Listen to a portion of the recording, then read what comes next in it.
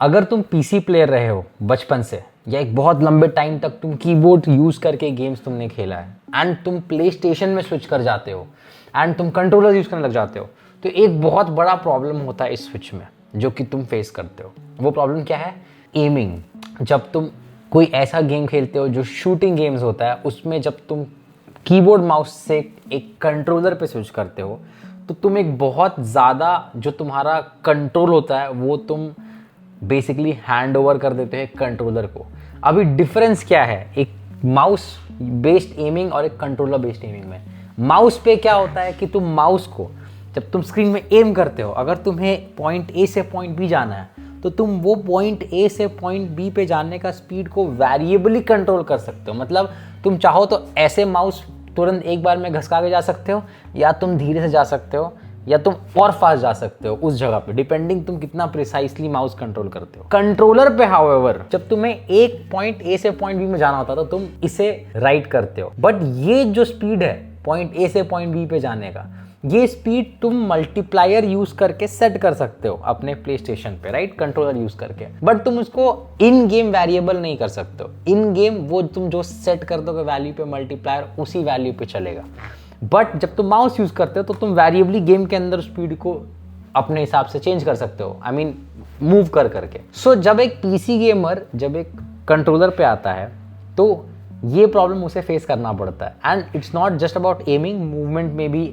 थोड़े थोड़े चेंजेस आ जाते हैं। ऑफ कोर्स कंट्रोलर यूज करने के फायदे हैं बिकॉज इट्स इजी, ज़्यादा हाथ दर्द नहीं होता, एक ही जगह बैठ के तुम खेल सकते हो। कीबोर्ड माउस में तुम्हें लिटरली बैठना पड़ता है। बट ये वीडियो जो मैं बता रहा हूँ, ये बता रहा हूँ मैं बेनिफिट्स कीबोर्ड माउस का। मैं PS5 में सिर्फ कंट्रोलर से गेम खेलते आया हूँ एंड अब मैं स्विच किया है कीबोर्ड एंड माउस पे। अभी देखो यहाँ पर कीबोर्ड एंड माउस मैं 1 साल पहले खरीदा था अपने PS5 के लिए, लेकिन मैं 1 साल पहले भी कीबोर्ड माउस यूज़ नहीं कर पा रहा था बिकॉज मैं उस गेम पे अच्छा नहीं था, टेक्निक्स मेरे अच्छे नहीं थे गेम पे। अब जब 1-1.5 साल के बाद मेरे गेम पे टेक्निक्स अच्छे हो गए एंड मैं कंट्रोलर से कीबोर्ड पे स्विच कर गया हूँ, तो मेरा गेमिंग का जो लेवल है वो ही चेंज हो गया। अब ऑफ कोर्स ऐसे बंदे बहुत होते हैं जो कंट्रोलर्स में बहुत तगड़ा खेलते हैं, लिटरली बहुत तगड़ा खेलते हैं, बट मैं बात कर रहा हूँ उन लोगों की जो प्रो नहीं है और जो अच्छा खेलना चाहते हैं प्ले स्टेशन पे shooting games, for example call of duty.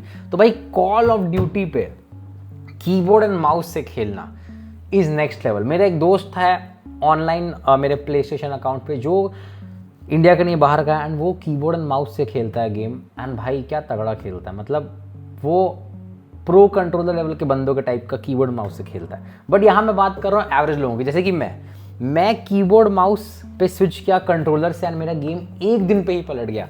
मतलब एक दिन पे ही मेरे अंदर वो प्रोफिशिएंसी, मतलब बोलेंगे वो प्रो मूवमेंट्स आ गए मेरे को, बिकॉज मैं बचपन से खेलते आया हूँ कीबोर्ड एंड माउस पे ही गाइस, जिसके वजह से जब जैसे ही मैं कीबोर्ड माउस पकड़ा तो मुझे याद नहीं करना पड़ा कहाँ क्या दबाना, मेरा हाथ ऑटोमेटिकली उस कीज़ में जा रहा है। मैं की बाइंडिंग कर दिया जो रेगुलर गेम्स का होता है, बस वैसे ही भाई GTA 5, GTA Vice City, GTA San India, GTA Liberty City, सब कुछ मैं कीबोर्ड में खेला हूँ। जब मैं प्ले स्टेशन 5 पे आया एंड जब मैं GTA लिया, ठीक है, मैं दिखाता हूँ, जब मैंने PS खरीदा था, ठीक है, तो PS खरीदने के साथ मुझे बहुत सारे गेम्स मैंने लिए थे।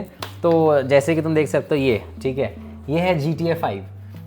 GTA 5 जब मैं लिया था प्ले स्टेशन के लिए, मुझे इतना दिक्कत हुआ इसे खेलने में बिकॉज कंट्रोलर से एम ही नहीं बन रहा था मेरा गाइस, लाइक, और जो सेटिंग्स थे इसके वो सेटिंग्स चेंज करने पड़ रही है जो मुझे समझ ही नहीं आ रहे थे। बिकॉज कीबोर्ड माउस से तुम खेलते हो तो तुम्हें वो सब सेटिंग्स का ज़रूरत ही नहीं होता, बिकॉज माउस पॉइंटर तुम्हारे हाथ में होता है, तुम कैसे भी सेट कर सकते हो, कितना भी फास्ट कर सकते हो। कंट्रोलर्स में हाउएवर देयर वर सेटिंग्स जो मुझे बहुत ज़्यादा अलग लेवल, मतलब वो एक अलग ही लर्निंग कर्व लग रहा था मुझे, जिसकी वजह से GTA 5 खेलने में मुझे बहुत, मतलब हाथ सेट करने पे ही बहुत टाइम लगा। बट ऑफ कोर्स ड्राइविंग हो गया, बाइक चलाना हो गया, इन सब में कंट्रोलर में मज़ा आता है बिकॉज कंट्रोलर में तुमको प्रिसीजन मिलता है स्टीयरिंग का, right.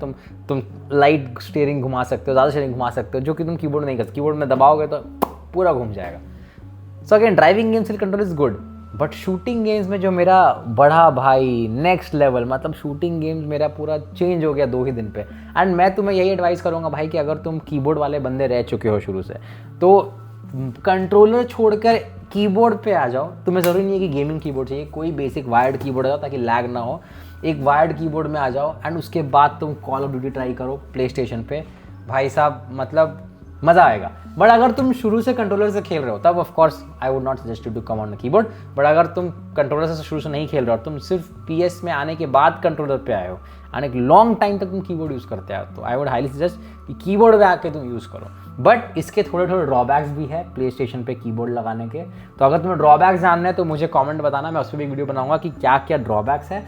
But trust me, advantages भी ऐसे है कि ड्रॉबैक्स तुम्हें ज़्यादा पीछे पुल नहीं करेंगे, तुम्हें लगेगा भाई कोई बात नहीं कीबोर्ड से ही खेलेंगे। तो अब जो मैं गेम प्लेज डालूंगा अपने गेमिंग चैनल पे, ये गेम प्लेज होंगे मेरे कीबोर्ड एंड माउस से कॉल ऑफ ड्यूटी के, तो तुम उस पर देखना मेरे पिछले गेम प्ले का डिफरेंस और अब का गेम प्ले का डिफरेंस तुम्हें क्या लगता है।